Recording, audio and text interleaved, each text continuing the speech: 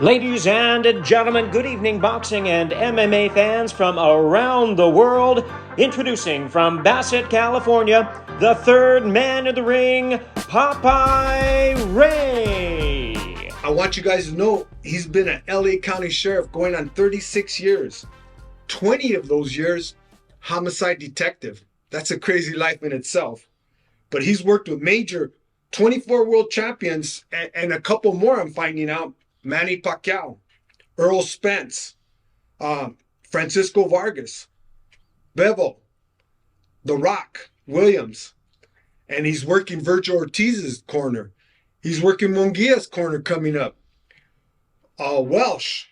I could keep going on and on. But hey, guys, we're going to hear about Mike Rodriguez, his testimony, where he grew up. You know, he served in the military. He was a boxer. So this is another Cutman that knows his business because he's been there. So I want you to give a warm welcome to my friend, your friend, Mike Rodriguez. What's up, Ray? What's up, Mike? Thanks Thank for you having for coming me. on. No, Coming on, we've been bro. trying to get this scheduled for a minute. So You're a busy guy, Holmes. yeah, besides the long drive, it's well worth it. I commented Yeah. to you when I came in. You're looking sharp. You got your Sunday vest on there. The wife made me shower. I know she dresses you. So tell Arlene, good job. Thank you, bro. Thank you.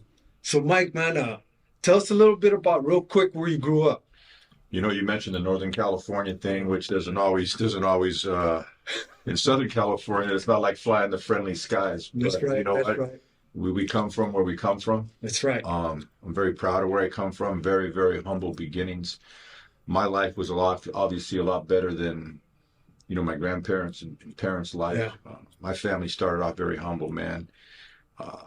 Picking fruit, getting promoted when you're done picking fruit. They went. Both my grandfathers went to work at the railroad. They were friends. My mom's dad and my dad's dad, they were friends. And my grandpa used to tell me that to take his 2-week vacation in the summertime, they would take that vacation from the railroad to go do what? To go to Central California to pick Big fruit. fruit. I grew up a little kid next to the train tracks in Roseville, California. Where? Roseville, California, Roseville. outside of Sacramento. Very little rough city back in the day. I literally grew up next to the train track, little dark kid running around on the train tracks. I'm not going to tell my mom we used to play on the trains, sometimes when they were even moving. When I was 10, we moved to the Bay Area. Our life kind of changed. My dad, God bless him, wasn't a guy that wanted to be like everybody else and just stay in the neighborhood. He had ambition. There you go. And he made something of himself, and we actually moved to the Bay Area. And our life literally changed when I was 10, and we had like a better circumstance. So I kind of know what it's like. Both sides of the street, huh? Both sides of the streets. Me and my brother were very active in sports, something we were good at, whether it be basketball, baseball, football. My dad took us to the boxing gym. Boxing was something we did off and on. My brother wrestled. I tried to wrestle, but I started getting too long. My legs got too long, and I was too easy to take down. 6'4", no? Aren't you? Well, yeah, but I was little, man. And we'll get into that because I was little. I was the last dog at the bowl when it came to like developing. I was very late to the show. Oh, wow. I really was. So, I take a lot of pride in where I come from. Yeah. I know, Northern California, Southern California. I got my cousins and stuff, and much love to them because they got their 49er gear on. And That's right. That's right. And I come down here, and there's a lot of Raider fans. But I grew up in the East Bay, man. I grew up in Concord. That's where I really started doing some of my fighting. I'm very proud of that. It's great now because I was able to reconnect with a lot of guys that I knew from the gyms and from fighting. No, we're older now. Yeah. You're about 60. I just turned 58 last week, and time flies by. And as we move through life, we got more behind us than we got in front of us. Yeah. Good way of putting it, yeah. So every week I try to reconnect with people or connect with people that maybe I haven't connected with in a while because I don't ever want to be that guy like I coulda, woulda, shoulda. I've never lived my life like coulda, woulda, shoulda. I got a front row seat to homicide stuff, to people have to see on Dateline or 48 Hours. I got a front row seat. Which you've been on. Yes, Am I I right? had a 2-hour special Yeah. on Dateline, The Black Widow of Lomita. Check that out, guys. Say that again, Mike, real quick. The Black Widow of Lomita on Dateline, a 2-hour special. It's a great case. I seen that. One of my signature cases. I'm there on the apron at the ring, working with some great fighters. I've been there, some big moments. You were the third man in the ring when I had Brian Mendoza knock out Sebastian Fundura on Showtime. It was a huge upset, knockout of the year. It's just, I'm blessed to do the things that I love at a high level. And it's just about having ambition and doing the things that you want in life. Not to mention you've traveled, done a lot of traveling, huh? Yeah, I've done a lot of traveling, man. I've traveled all over the world, like I'm sure you have, and the other refs and officials, and that's kind of how you and I met when we used to look at each other and we didn't get along that good. And there's a story to that. Yeah, we'll get to that though. Yeah, we'll get to it. Real quick, Mike, how many siblings do you have? I got a brother and I got a sister. I'm the oldest. Okay. We're all right in a row. My brother's 2 years younger, but my brother was the neighborhood badass. Oh, People look at me and like, oh, you're 6'4", you're a big guy. Yeah, I could hold my own. But my brother was that guy that, and I've listened to your story, the fat kid Popeye story, great story. And people are always have this misconception that you got to be buffed or big to fight. Yeah. My brother at 12 years old could whip any grown man in the neighborhood. I love my brother. He's doing awesome now in life, but he was that guy that had no fear of anybody. If somebody wanted to get down, he didn't care if there were 12, if there were 22, if there was one, if there was two, if there was three. And if there was more than one, then I knew I had to jump in too. That's right. Because my dad was like, you fight one of you, you're going to fight both of you. And I remember a story, man. My brother was fighting this kid, I think, in the front of the house. And my brother was getting the best of this kid like he always did. And I just remember somebody kind of shook my coattails. And I was like, what? And it was my dad. He's like, you better get your ass in there. That's right. Oh, he's winning. He goes, I don't give a shit if he's winning or losing. If they fight one of you, they better fight both of you. And that's just kind of how I grew up. So is it fair to say, Mike, you have an awesome relationship with Dad? I love my dad. My dad loves me. I wish we were closer. I don't know if we're just too much alike. Sometimes the frequency's off, but I know we jump in a pit full of rattlesnakes for me, and I jump in a pit full of alligators for him. I think it's something as we move. That says it all then, bro. I think it's something as you move through life, we go through these different changes and evolutions. I'm hoping in this last chapter or the next chapter of my life, we could be closer. My mom is the rock. When people look at our family and they look at my dad's a badass, bro. He's a badass, and still to this day, 77 years old. But I always tell people, that lady right there, meaning my mom, she's the real tough one. They've been married 58 years. I always tease them that they had to get married because of me. They got married in October of 65, and I was born in March of 66. So probably before my mom started showing, my dad had to make an honest woman of her. They'd never split up. They've been married 58 years. My mom deserves the Silver Star, the Medal of Valor, the Distinguished Service Award. God bless my dad, but for putting up with my dad these years. Yeah. And I'm very proud of that. I never forget where I come from, man. Never. That's awesome, bro. And your sister, how's your sister doing? My sister's great. She's got a great husband. She's got that husband, the one that'll do all the stuff that we won't do. Like, hey, honey, I want to go to Home Depot. Don't say that on here. Carlene will hear that, bro. Yeah. I want to go shopping for 5 hours. He's that guy that does that. He puts the sod and the soil and the planters on the weekend.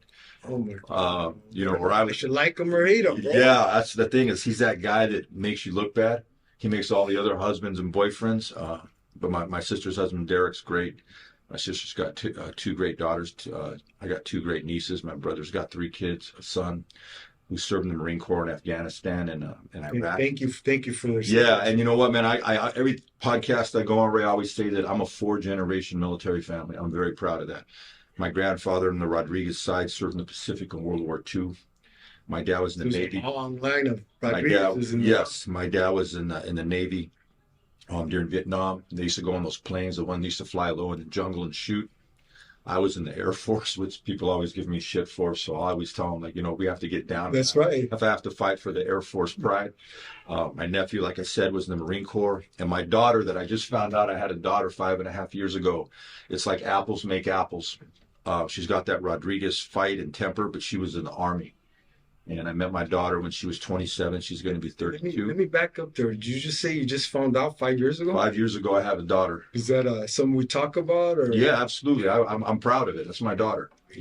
My cousin called me. I'm talking about how, was it a one-night thing or something? Yeah, it was probably even maybe 11, 12 minutes if I was, to be honest, was giving myself a little credit. Yeah. But she's great. Her name is Chelsea. I have a granddaughter, Bella. They live back east. I'm actually going to see her in a couple of days. Awesome. I'm going with Team Freddie Roach and Callan Walsh to Madison Square Garden this week. I leave on Wednesday, and she's going to drive down from the Boston area, and she's going to come to the fight. I'm going to get to see her. We're going to talk because she's getting married in August. I get to walk her down the aisle. So for that, that's awesome, bro. So for that day, she's going to be a Rodriguez. I'm going to walk her down the aisle. So I'm very proud of that. Awesome, bro. Awesome. So, real quick, when did you start getting into the boxing scene? As far as a kid? Oh, because I know you went to the Air Force and you actually fought for the team, right? My dad, took me and my brother to the gym at 10, and I still remember like the second day in the gym. It's a way different today than it was back in the day. Yeah. You got tested right away, and I remember my first day in the gym. It was the Martinez Boys Club, and you're in there and you're thinking you're doing good because you're fighting against air, little dark. The bag don't hit back. No, the bag don't hit back. A little spindly leg kid. I look like the Toys R Us giraffe, the baby one. The one that could barely walk. It looks like he I don't want to laugh too much because I don't want to get socked. But I was the one that looked like he had polio. But I thought I was doing good. And I remember like the second day or third day in the gym, there was this kid named Tony Davies, and he was already like a junior Olympic champion. Well, they put me to spar that kid. And he didn't beat the shit out of me. My dad has a different expression. He shit the beat out of me, which is even worse. Yeah. Okay. And it kind of shied me away from that because we were playing other sports. Kind of went back as a young teenager, and it was just something I had a love for. And so it didn't break your spirit. No. There was no. Excuse my language, man. There was no. I'm going to use the politically correct word. There was no pansies in my house. My dad just wouldn't allow it. I had uncles that kind of helped raise me, older cousins. Yeah. And if your younger brother's the neighborhood badass. And I was just gonna say, you had told me about some of your uncles. They were homies, right? Yeah, my cousins, my cousins who were a lot older than me, who I love dearly, and I still remain in contact, and they're always so proud of me. So first thing out of their mouth is how proud they are of me, which I'm sure your family and friends, when they see your journey, and I know your journey, it's a testament to what good things can do if you keep a positive outlook in life and you have the right people around you. Because if you got people hating on you that love you, man, you're in the wrong spot. Oh. You're in the wrong spot. So it was something I started taking a little bit more serious as I got a little older. My body started to develop. 15 years old, man, I was fighting at 119 pounds. Wow. My dad very thin. My dad would say I was too light to fight, too thin to win, and couldn't lose with the shit I use. And when I moved to Southern, is it fair to say, Mike, that dad was your fan, but yet at the same time was the one that kind of chin checked you when you're getting too? Yeah. That's the relationship I have with my dad. My dad would never let us. Still to this day, you don't get too high, you don't get too low. That's right. My dad always told me tough times don't last, but tough people do. And even though we don't always see eye to eye, I still hear him. Everything I do, I still hear him, and he's still alive and he's still doing great. I fought, was Golden Gloves champion, San Francisco Golden Gloves champion, 1988, won the regionals. I went to the state championship Golden Glove. So check that out, fans. This Cutman has skills. So you can't, because this is where a lot of things. Well, what does he know about boxing? He was a fighter himself. Yeah, right? I qualified for the 1988 Western Olympic Trials. I would entertain going pro, but I knew when you're a fighter, you have to be real with yourself. Other people can pump you up, but deep down, I didn't know that. I knew that I didn't have what it took, like some of the people that you've had on your show, Fernando Vargas, Alex Garcia. You know what I mean? People like that.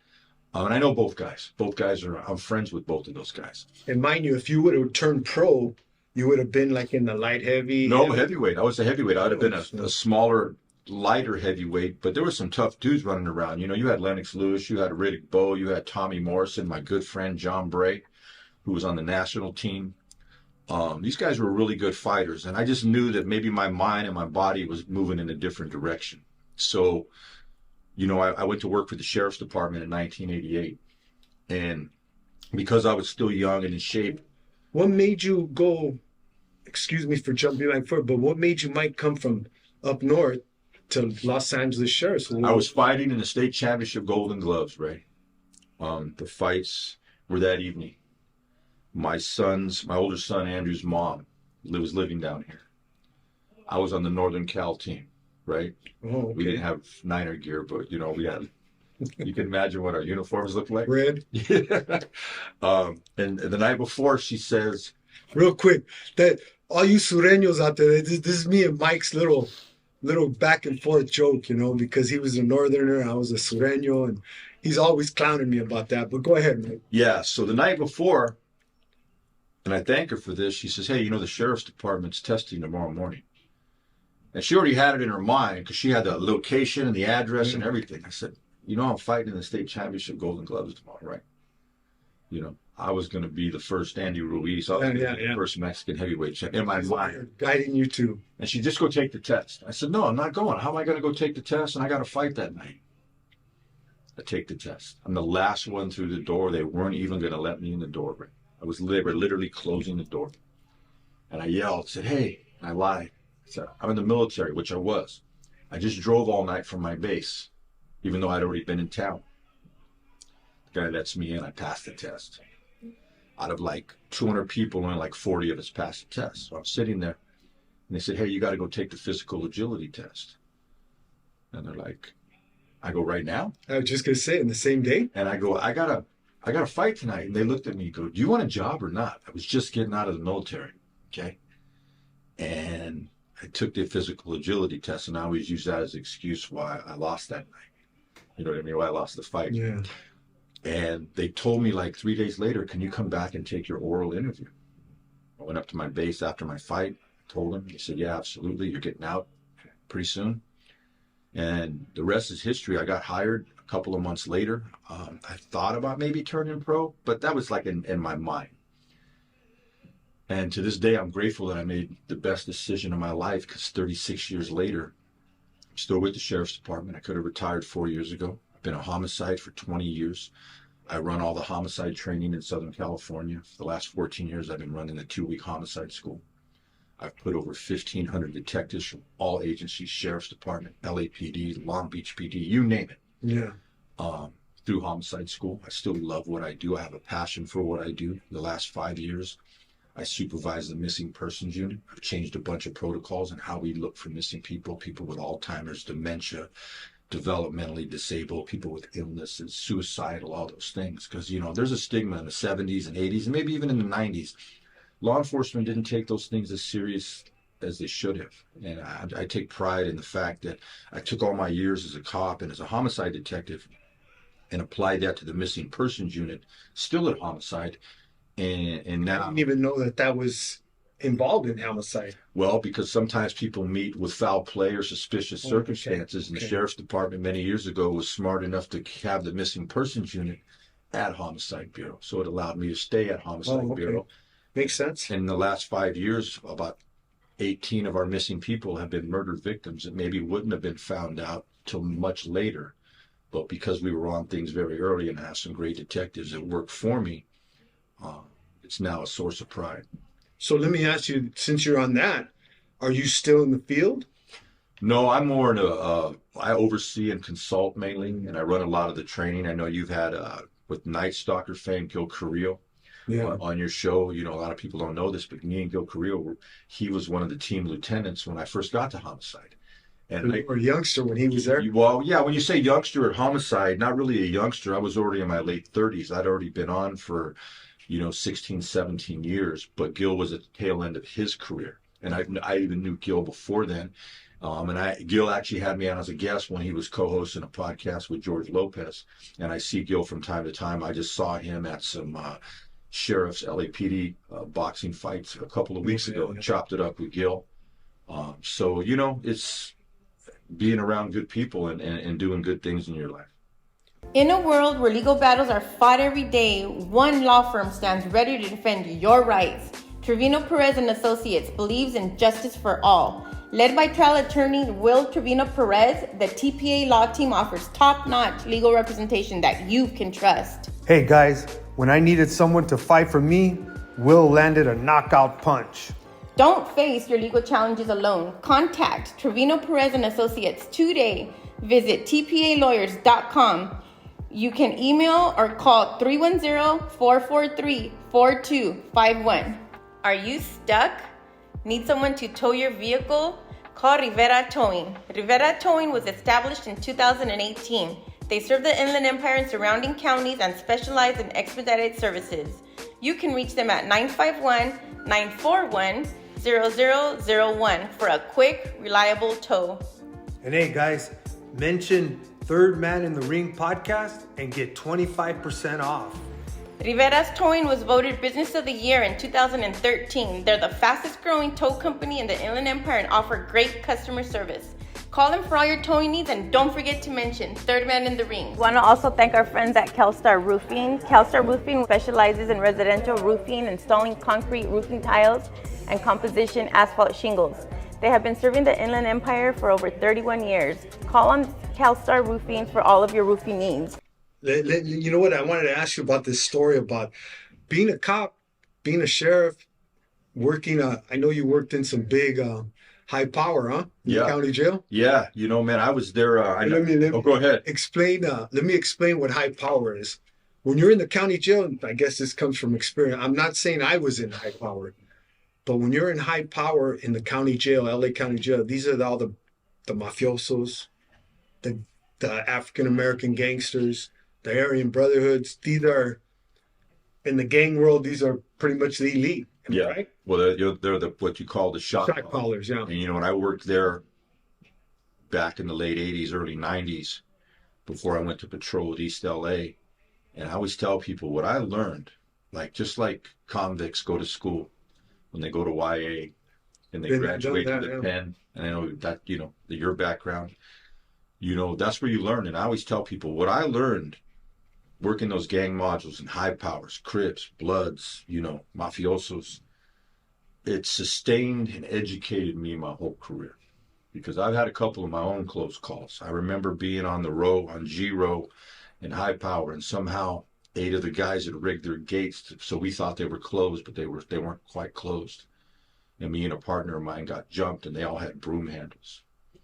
The good thing for us was the rows are so narrow that all those guys could not do much damage.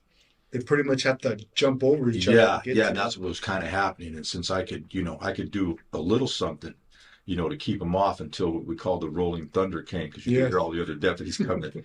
You know, I worked the squad. I worked the Crip modules. I worked with some high power, notorious Crips. You know, Monster Cody, Deuce from A-Trade Gangsters, Rolling 60s, all the gangs from Watts, the Hoovers, East Coast. You know, when you work those modules, I think I was smart enough to let them kind of school me in the ways of their world. And I got a story, and I shouldn't even be here today. I might have told you the story before, but I was playing on a 3-on-3 basketball tournament at LA Southwest College in South Central. And you remember off duty, right? Off duty. You remember the Reebok Pump It Up? Remember those shoes? Yeah. They were sponsoring it. And we won our first 2 games, but we had like 2 hours before the next game. So the other guys on my team were like, we're hungry. And I go, you know what? There's a Popeye's chicken around the corner. Not around the corner, but it was close. Well, if you've never been to South Central, the Popeye's chicken is on Manchester and Fig. That's in the heart of a Hoover Crip neighborhood. And there I am in basketball shorts. I got a tank top on because, you know, I thought I was doing something. You know what I mean? I didn't weigh 119 pounds. That's before, right. You know what I mean? And I'm coming out of Popeye's Chicken, walking south, and I can see Manchester in front of me. And to get to my car, Cadillac pulls up in front of me. I can't walk anymore. I got 2 bags of chicken. And a window rolls down in the back seat, and a shotgun points right at me, right closer than what I'm close to you. This is 1992 or 93. And I'm like, I'm dead. And it's pointing at me what seemed like some Matrix stuff, what seemed like it time stopped. And all I heard was Rodriguez. A lot of the black gangsters didn't say Rodriguez. They called me Rodriguez. Rodriguez, if it was anybody but you, we would have smoked you. The window rolls up and the car drives away. And I tell this story at Homicide School, not as a badge of honor for myself, because we've all had close calls in life. But I always treat people with respect. That's right. And if I'd have been some asshole cop, some racist cop, some people that abused people, that went outside the scope of their job, guess what? I wouldn't be here today. No. Yeah. And because of your close calls in life and my close calls, I wouldn't have had the hour and a half drive that I had out here to come see you. But I always use that as an example. You don't make stuff personal. I have a job to do. They understood the job that I had to do. That's right. And, sometimes in life, people are going to clash, even under the best of circumstances. But I use that as an example of that I'm always going to be my mother's son, my father's son, and I'm always going to treat people with respect. Let's just say when I went back to the basketball game, I wasn't worth the shit because my legs were shaking. And anybody that tells you that, they walk away from those kind of situations and they're not scared or they're not nervous. But, I've never been that cop that hides behind what I do because of people that know me from being a cop. Obviously, a lot of people know me from boxing. You're right. I'm 6'4". I stand out. I don't shy away from that. I don't walk around nervous in life. And you know what, Mike? The reason I want to say my feelings on that. This is why I was state raised. You guys know my story. I've been state raised, in and out of youth authority, prison. I finally got right, became a Christian. But with that said, it amazes me when these people go out and start trouble with the police officers and just harass them and give me your badge number. But you know what? There's good cops and bad cops. And I support the good cops. Because you know what? A lot of those ones that go over there and start trouble for no reason to the cops, they're probably the ones that constantly calling for the cops. It's like anything. And what were you saying when those people, imagine? Yeah, imagine if you called 911 and nobody showed up. You know what I mean? It's a trip. We live in this world, and I said it before, I want you to be held accountable, but don't hold me accountable. And that's kind of the world. That's kind of the world we live in right now. We live in, and you can see that in all genres of society. And I just think, what wasn't child abuse back in the 70s and early 80s, man. I always tease my dad because he was saying grace one a couple of Christmases ago. He looked at me and my brother, and he says, I got to say something. And we're like, oh, well, okay. He says, I just want to apologize, for whooping your guys' ass so much. And me and my brother looked, it's like, well, that doesn't help us now. You know what I mean? But it did. It did. There's something to be said for tough love. I'm sure, Ray, and I've heard your story with your mom, I'm sure that you were nowhere like your mom with your kids. I'm a cream puff when it comes to my kids. I really am. Oh, I see the way your son... Yeah, my son Andrew, who works fights, I take a lot. Yeah, his son's a Cutman as well. Yeah, he's worked with his own world champions. He works with a lot of the fighters, even at Wild Card. He's worked with a lot of top trainers, Buddy McGirt, all kinds of different people. And I'm proud of that. And your son's a pro boxer, and it's something that you guys have been able to share with your other sons. And I always say, what's better than doing what you love with the ones you love most? There's nothing. Poet don't know it. Yeah, I could do a little something. Wasn't like you when you was in YA writing all those letters, and then you got those Dear John letters. Yeah. About that, they didn't even write me back. Yeah, when they were telling you they weren't going out and doing anything, and one of your homies was there. She was he's writing. He was writing it. Yeah. He was writing it. Yeah. Write him back, man. So he stopped bugging it. Yeah, and it's just, me and you were sitting here talking, and we're friends. We know about each other's family, and it was an evolution because our lives didn't really match up for us to be friends. And we kind of got thrown together one day after, I made you pay a little rent and buy me some soups. But, we've been friends ever since. That's a jail joke, guys. You know that, huh?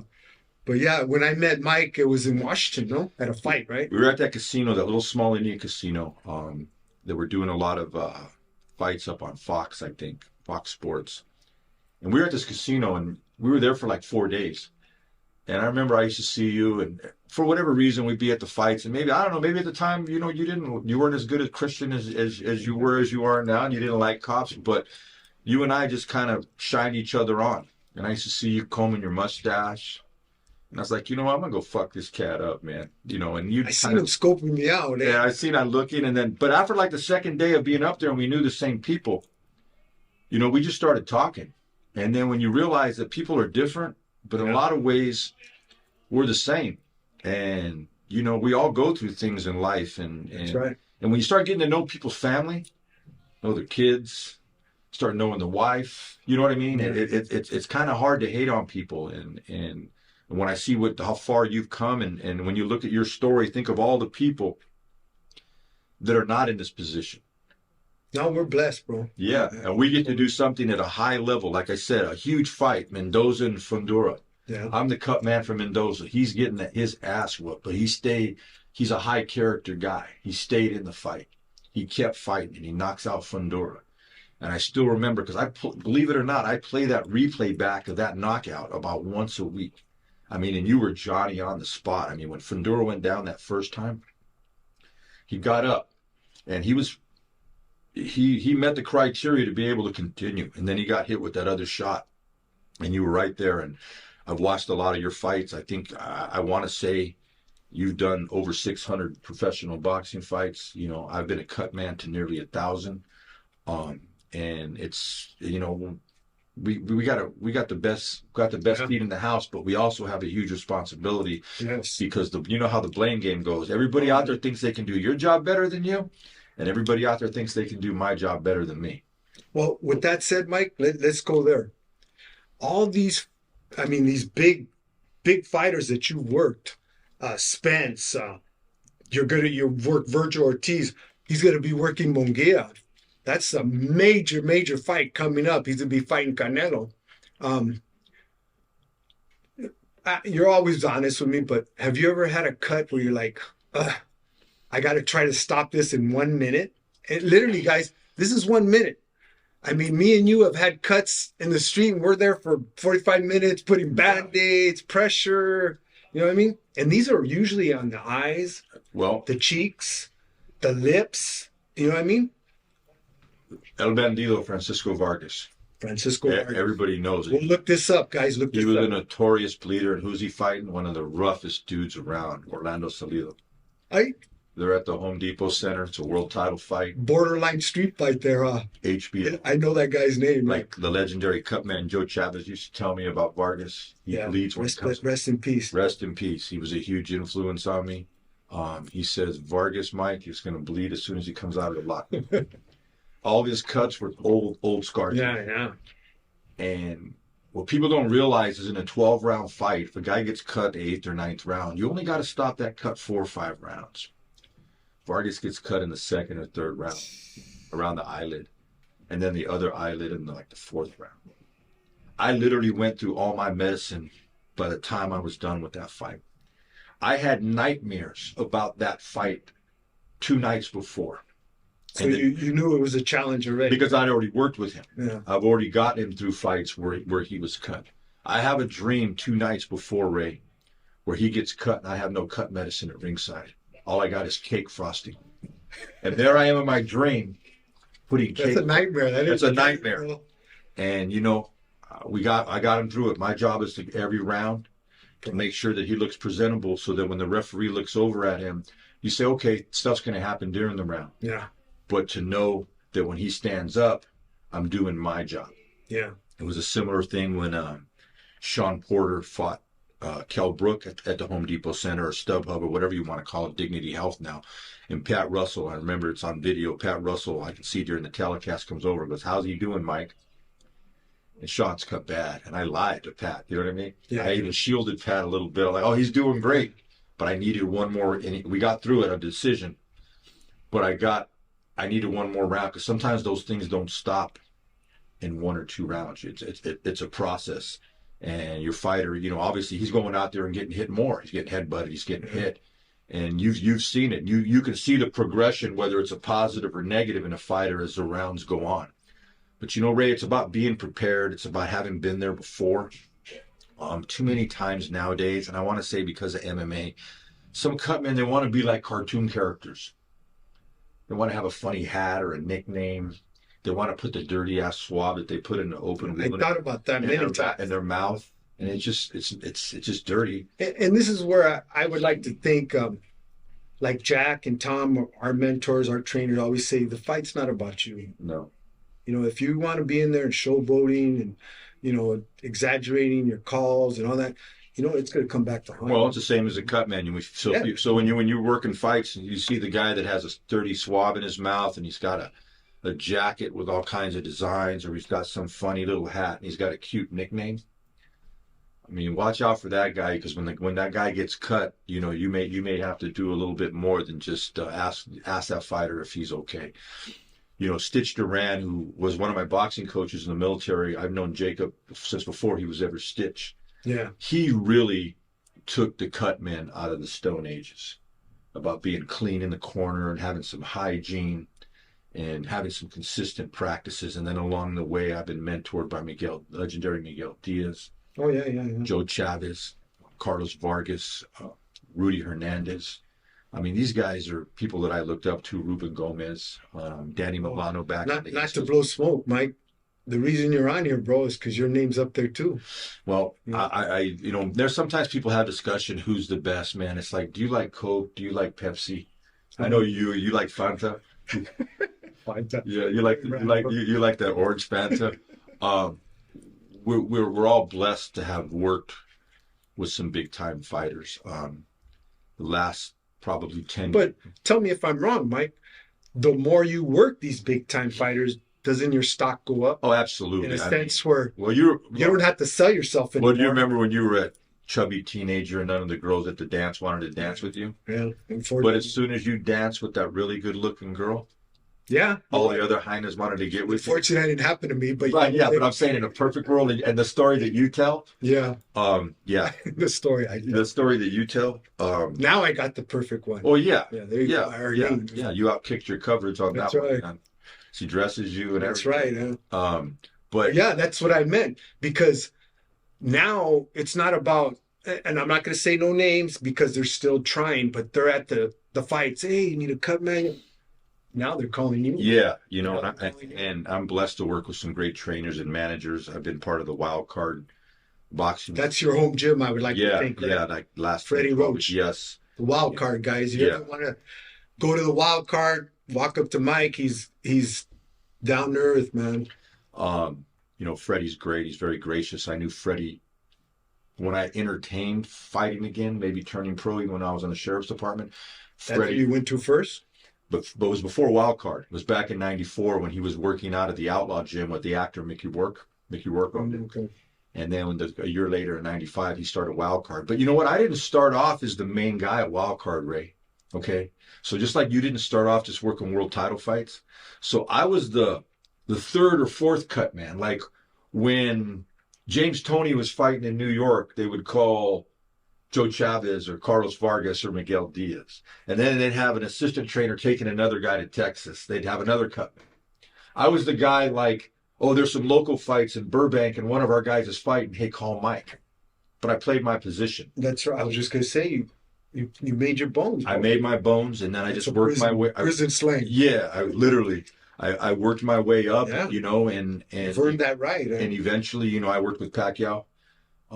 There's certain fighters that you work with, and there's certain nights, certain fights that are always going to stand out. And you know, Manny Pacquiao, he's one of the greatest fighters of all time. And I remember I had this video clip that somebody took, and it shows the back of me and Freddie Roach in the corner, and Pacquiao's getting introduced.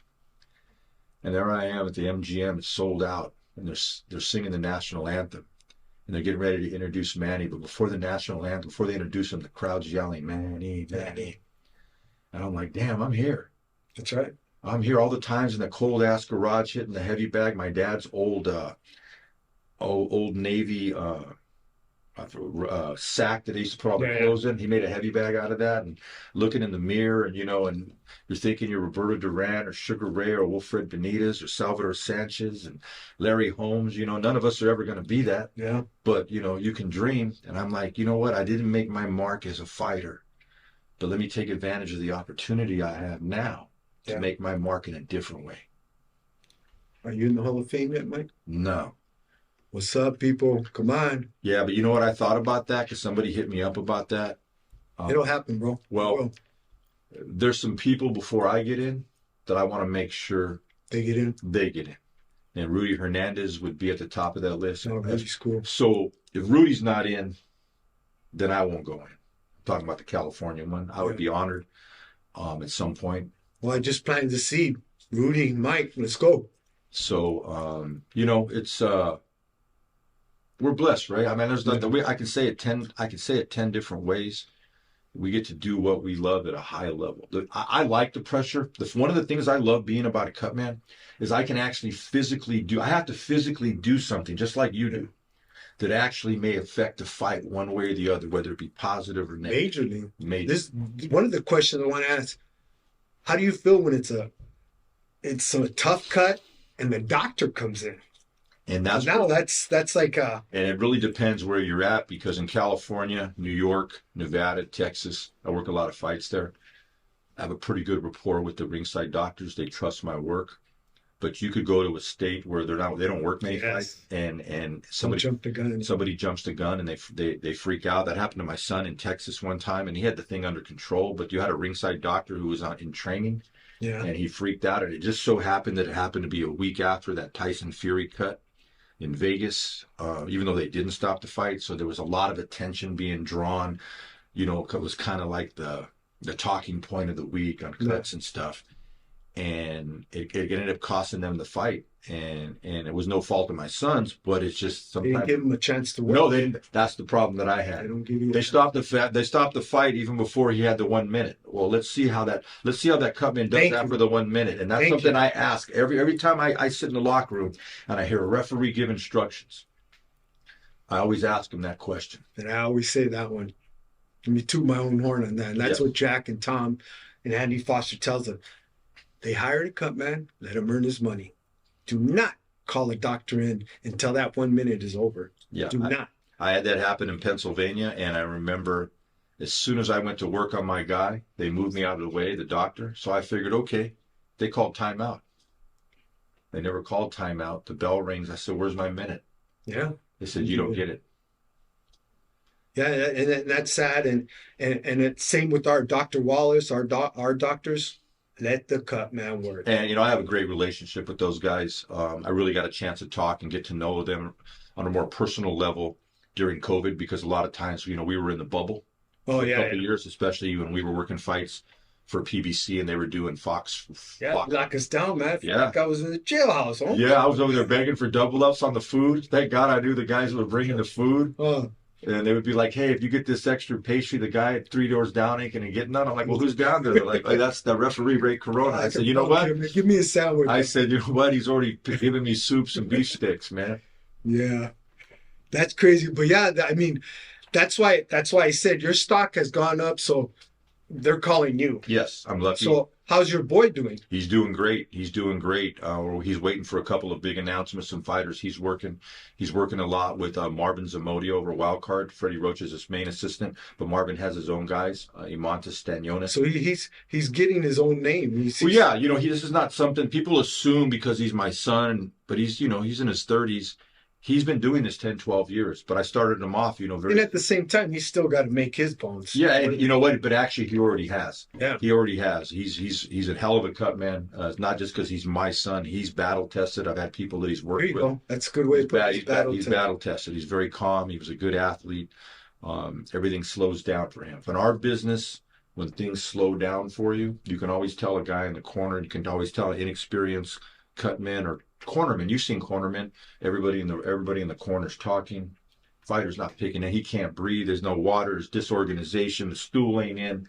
People don't understand, man. You're like a NASCAR pit crew in there, and the smoother you are, the more your fighter's going to be able to relax, the more he's going to be able to listen, the more he's going to be able to concentrate to go out for that next round. If the cornerman, the cutman, the assistant trainer, the baby's mama, play cousin that they got in the corner that has no business there, if they're not all doing their job, it's only going to affect the fighter in a negative way. That was my next question. Your opinion, because obviously they're hiring you for the cut, but your opinion, have you been in corners where you're like, what the hell is this kid? I ain't mentioning no names. Yeah, you don't need to, but I've looked at some quote unquote top trainers and been like, how in the hell did they ever get to be known that they were top trainers? They were disorganized. They were terrible. And then I work with some great ones, man, like Ronnie Shields, Manny Robles, Robert Garcia, and the bread man, Stephen Edwards, Freddie Roach, Buddy McGill. Yeah, you see the difference. Kevin Cunningham. I mean, I've worked with some really, really good trainers, and the proofs in the pudding. That's why you see probably 90% of the best fighters are with the same 5 or 6 Cutmen. Yeah. And it's Yeah, I see. and it's no coincidence that 90% of the 'Cause you best guys- fighters, the 90% of the best fighters are with 8 to 10 of the best trainers. Because they know it's like a relationship. It's got to work. Everybody's got to do their job and do it right. Absolutely. Because if it doesn't, then you can even mess up that 1 minute if you're not doing your Absolutely, part. absolutely. And sometimes Cutmen make the mistake too, especially ones that don't have a fighting past pedigree. They overstep their bounds. There are teams that I work with, they want my extra eyes on things. I'm not really saying anything to the fighter, but I'll mention something to the trainer. This is what I see, just because I've established that reputation. Because you've been in the ring. Absolutely. Let's be honest. You've been in the ring. Absolutely. You could spot something, Absolutely, but very rarely, unless it's something that's telling the fighter to breathe or relax or I got you, nothing's wrong, I don't really say much to the fighter. I'll maybe pass something along to the trainer. Because you want that calm in the corner. I don't ever want a referee looking at us thinking, you know what, the first time this guy gets in trouble, I'm going to save this guy from himself and I'm going to save him from his corner because it's all disorganized. Yeah.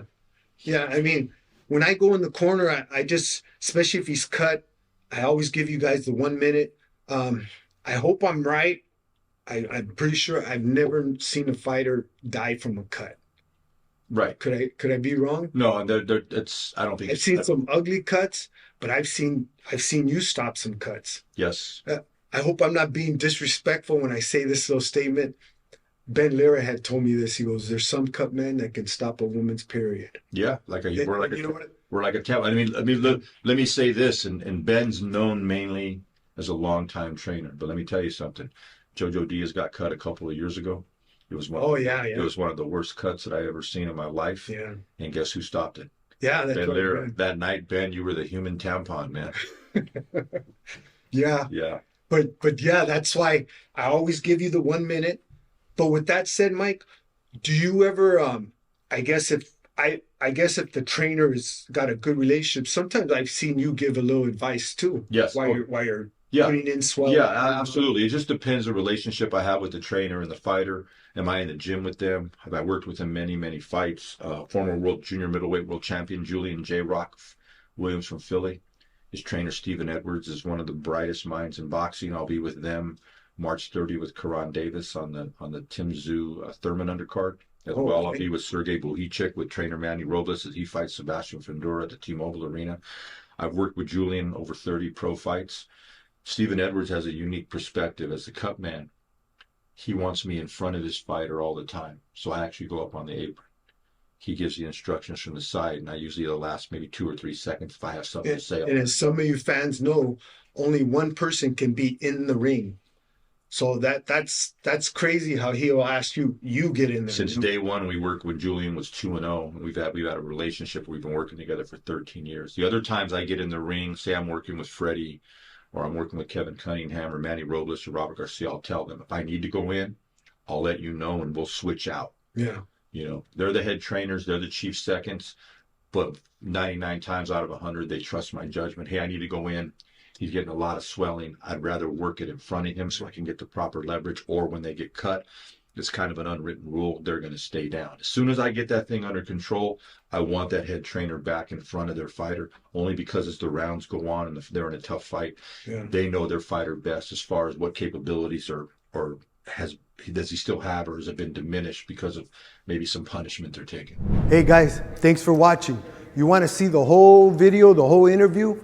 Go on patreon.com, Ref Popeye Ray, and check it out, guys. Appreciate it. God bless, man.